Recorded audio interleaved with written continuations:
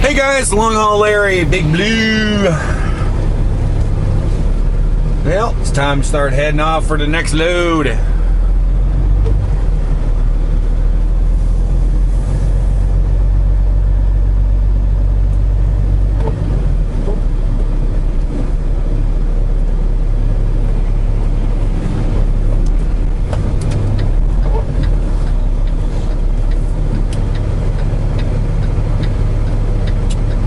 I am heading up to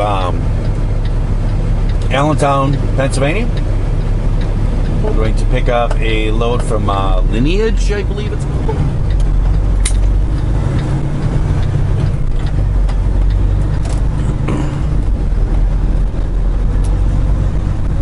And then I'm going to actually bring it right back here.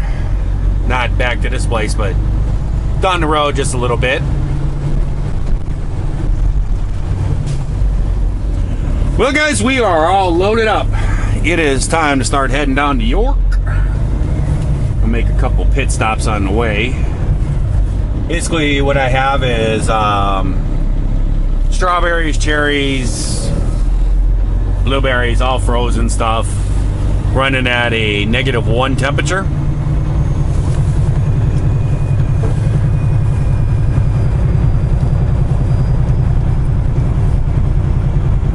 And we're just gonna run it on over to York. Pretty simple drive. It's only like an hour and 45 minutes there.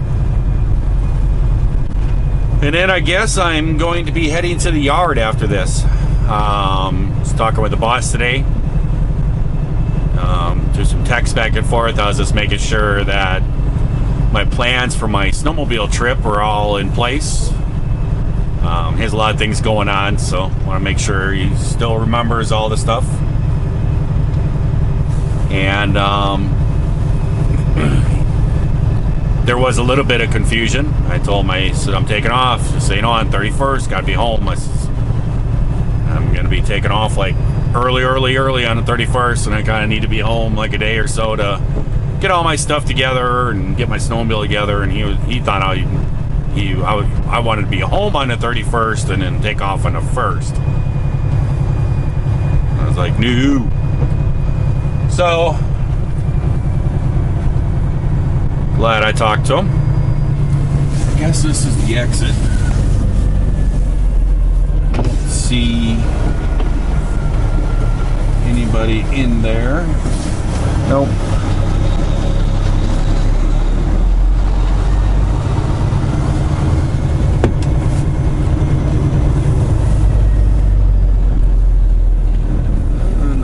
Coming.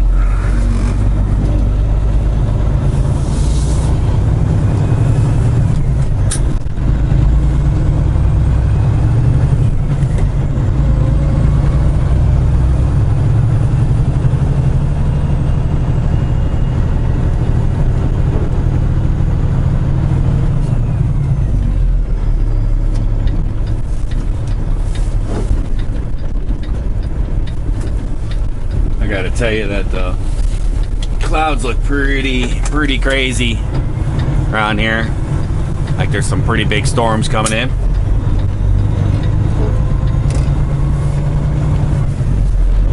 Lots and lots and lots of rain.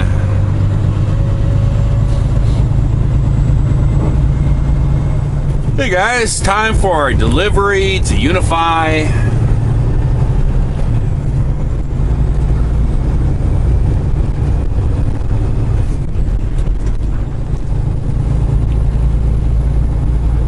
Have a 1 a.m. delivery.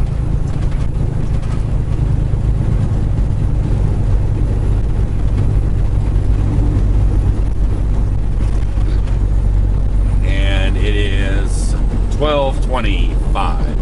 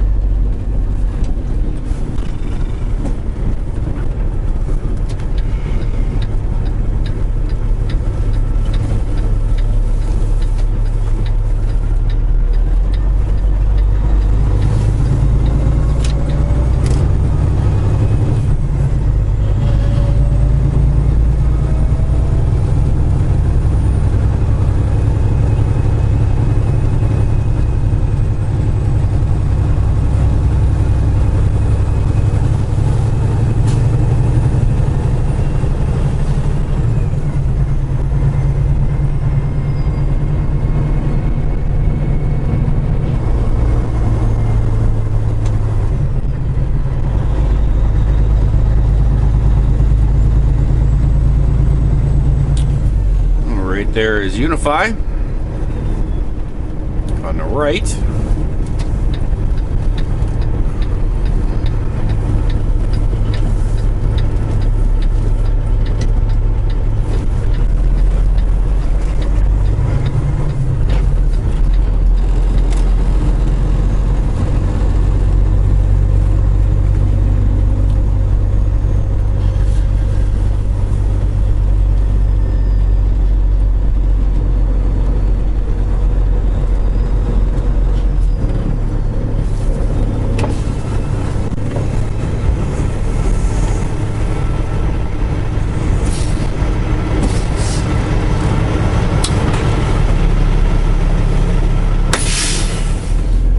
There we go, guys. We are empty. I tell you what, I am in the wrong business, man.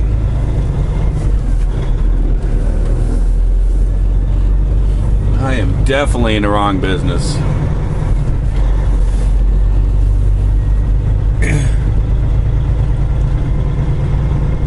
I mean, this is probably a crap load.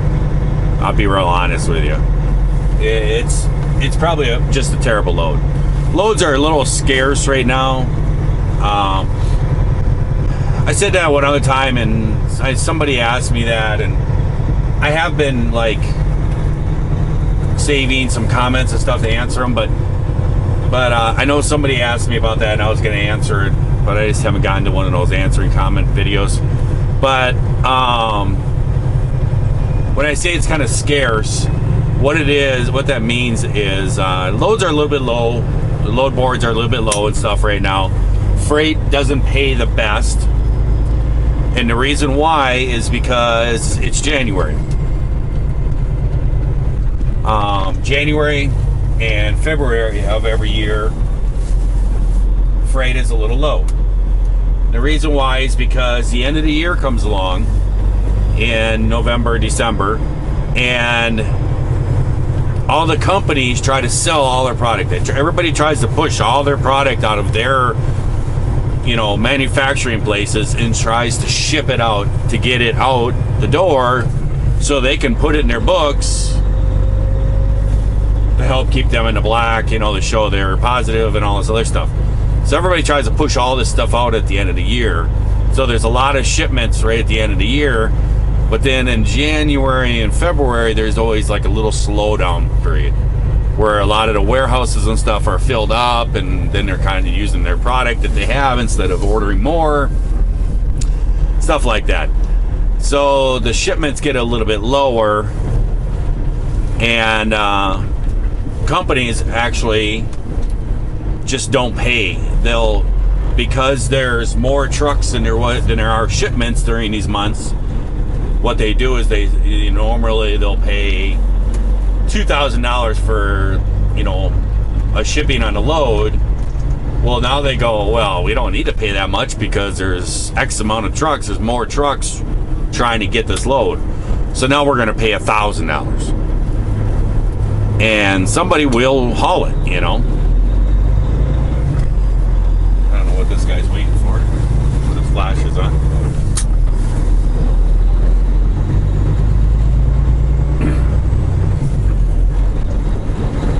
So it's just the way the trucking market works. 1 year when actually 2 years when I was independent, for 2 years I actually shut my truck down. It's actually when I really started going snowmobiling a lot. I pretty much would not even run in January and February, because a lot of times it's a waste of your time almost, because you'll go out and you may get a good load to go out with, but then anything coming back or for the rest of the way, it's just all junk stuff that don't pay very much and everything else, and you're not really making a huge profit. So why am I in the wrong business? Well, this load probably hasn't paid. It probably isn't going to pay me hardly anything. I get paid off a percentage of what the truck makes. Well, this load is only 94 miles. Paid miles. It was probably actually like 85 paid miles. It was 94 actual. So my guess is I have no idea how it pays. I don't know what the loads pay until after I get my paycheck and I see it. But my guess is I probably made like $100 to maybe $150 off of doing this load. That's it. It really, it's probably going to be junk. I'm just saying that I really don't know, but that's my guesstimation. So, and to tell you the truth, basically, it's been 24 hours because I got empty right up the road here, like 3 miles from here. I got empty yesterday morning. So basically, I've been 24 hours on this load. I haven't been doing anything. You know, I took a break and all that stuff. But I still had, you know, 24 hours on this load to make 100, 150. That, it's just not good pay. And I go in there and I ask the boss, I said, you know, if I need to stop at an ATM, because whenever I get loads like this that I unload at 1, 2, 3 o'clock in the morning, I don't bother the boss. I just don't bother him with this stuff because I'm not going to wake him up out of bed and saying, hey, I need a lumper check.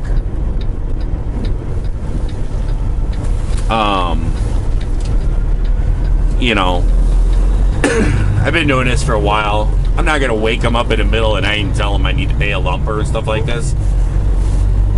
I understand that he needs to sleep too. So basically what I do is I pay the lumpers in the middle of the night. Now during the week and stuff, or during the day and everything, or when I know that he's up and everything, I will actually contact him, and I have these checks. And I'll contact him and he'll authorize a check to pay the lumper. So the money doesn't come out of my pocket. But when it's in the middle of the night and stuff, I'm not going to bother the boss and wake him up and all that stuff. So I asked him if I needed to stop at an ATM or anything, you know, is there lumpers on this? And he said, I believe that's all prepaid, everything should be good. So I didn't worry about it. And to tell you the truth, the load was through Prime. That's another reason why I'm telling you this load is probably not paying anything. They're one of the worst companies to haul for. They cut rates so bad, Prime does.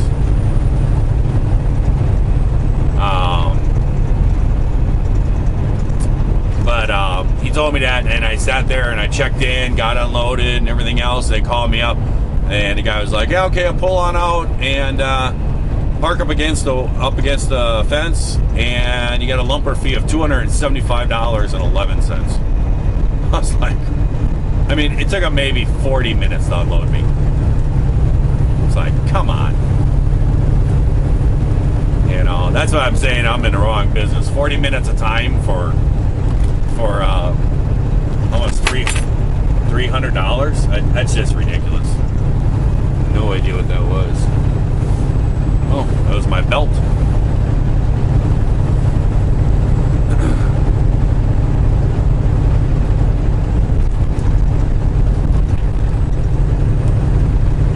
Just to give you an instance on when I say Prime is not a very good company to haul for, they go into places and they like messing things up. You know, I would imagine Prime is a fine company. I think it's a starting company. I think they do a lot of training and all that kind of stuff. But I've had experience with Prime in the past of them going in and just screwing up shipping, the shipping costs on loads. And I can tell you, I have had this firsthand.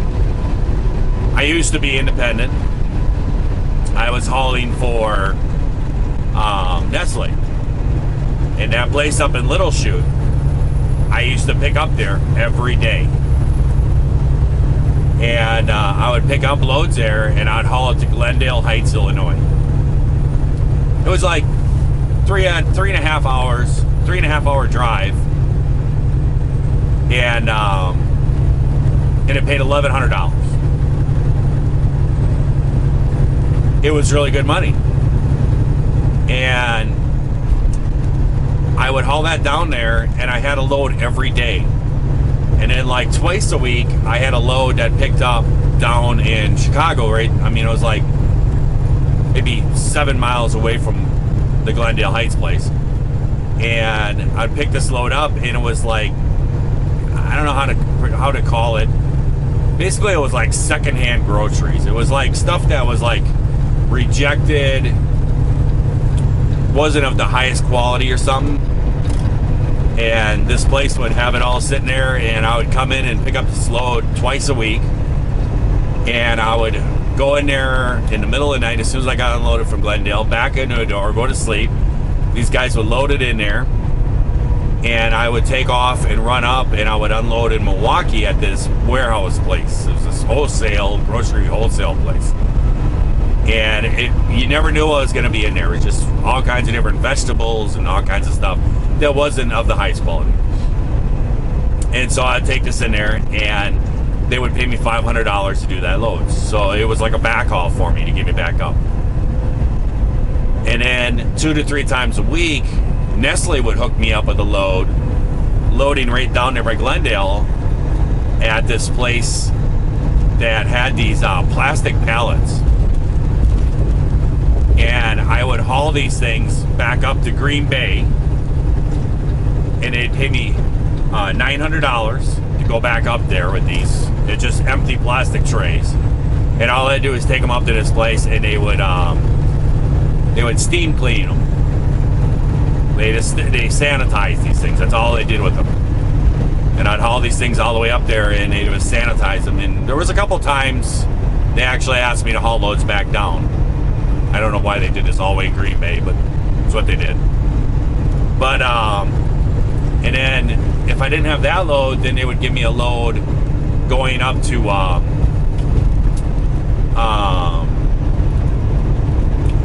it's not Medford, but it's up there. It's out west. I've actually been there with ADL just a while ago, I think it was.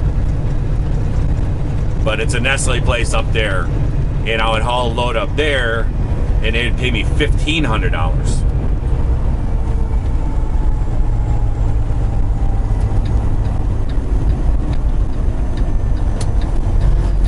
And they would pay me $1,500 up there. I mean, it was great money. It was awesome. I was rolling, and everything was good. And every once in a while, somebody would come in there and they would underbid and stuff like that. And then, Nestle would cut me out, say they didn't have a load. And then the person who took it over couldn't handle it, wouldn't make appointments, blah, blah, blah. And then they would turn around and call me back up, a couple weeks later and want me to come back and stuff. And I did this for years with these guys, actually. And then Prime stepped in there, and they took over these loads, and I lost them, and I went off and I started hauling for Hillshire, and I was hauling that stuff, and then that fell out. That just completely went away. And so I went online looking for loads, and I saw these loads picking up in Little Chute going to Glendale Heights on the load board, and they were through Prime. And I called them up, and I'm like, is this picking up at Nestle in Little Chute? They call it Jack's. And they're like, yeah. And I said, it's going down to Nestle's Ice Cream in Glendale Heights. And they're like, yeah, you've hauled it before? And I'm like, yeah, I've hauled this thing probably thousands of times. And I was like, I used to do this all the time. I said, what are you guys paying on it?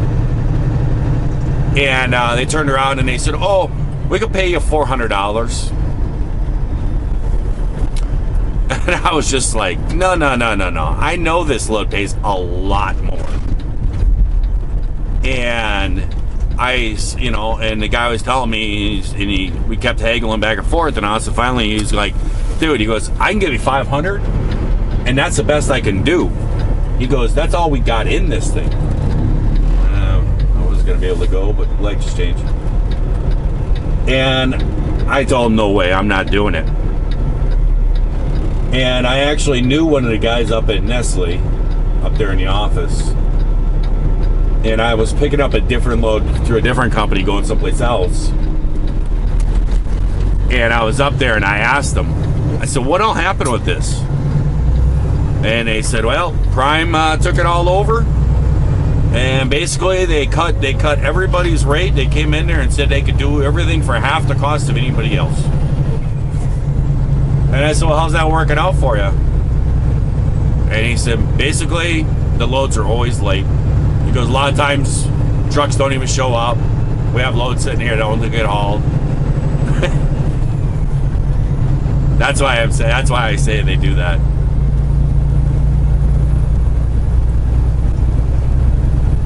It is what it is. I can tell you right now, that's what ended my trucking as an independent trucker.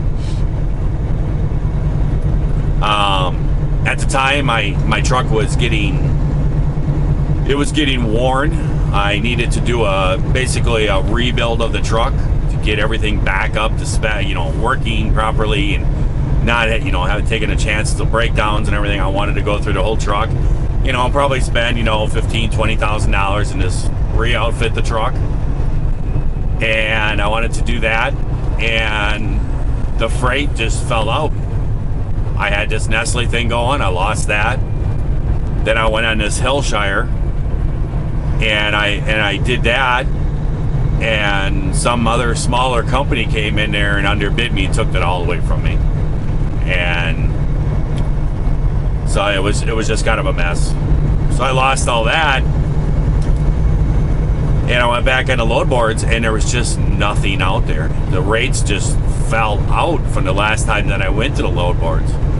And I was looking at it, and I was just like, I'm not going to throw $25,000 out to re-outfit this truck to average $1.10 or $1, a quarter an hour, a mile. I'm not going to do that. That's just not worth my time. And so I decided just to shut it down and just go work for somebody else. But there is out there, there's runs out there and everything else that I can get back onto. And I've had a lot of companies call me back up, trying to get me to come back. Look at this UPS guy, he's gonna hang way back because he's gonna try to time this late. I think that's so funny. I think that's just hilarious.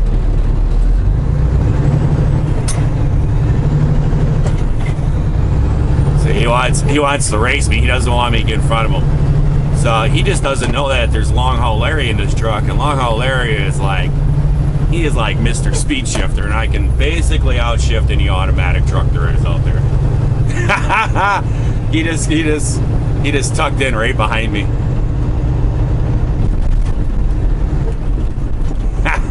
It's hilarious. I'm going.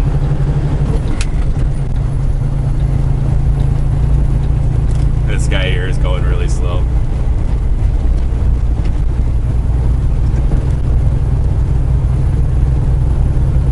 But that was hilarious. I think that's so funny when guys do that. They sit way back and then they slowly creep up trying to catch the light. And they take off and then they get around you and cut you up. He was just not knowing that Long Haul Larry was in here, and Long Haul Larry could shift faster than an automatic truck.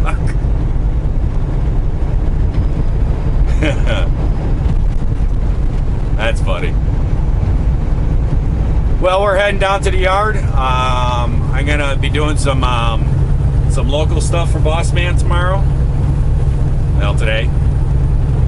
Gonna be doing some stuff around there and getting some stuff done around there, and then I'm not really sure what's going on after that. I almost, from what he was saying, I'm thinking I might actually be going to pick up the Shawano chicken load. I'm not really sure though. I'll find out tomorrow, today, whatever it is. So I'll let you guys go. I hope everyone out there is having themselves a great day, great night when they're watching this here video. If you are not, well, we can always try that over again tomorrow. I'll talk to you later. Bye.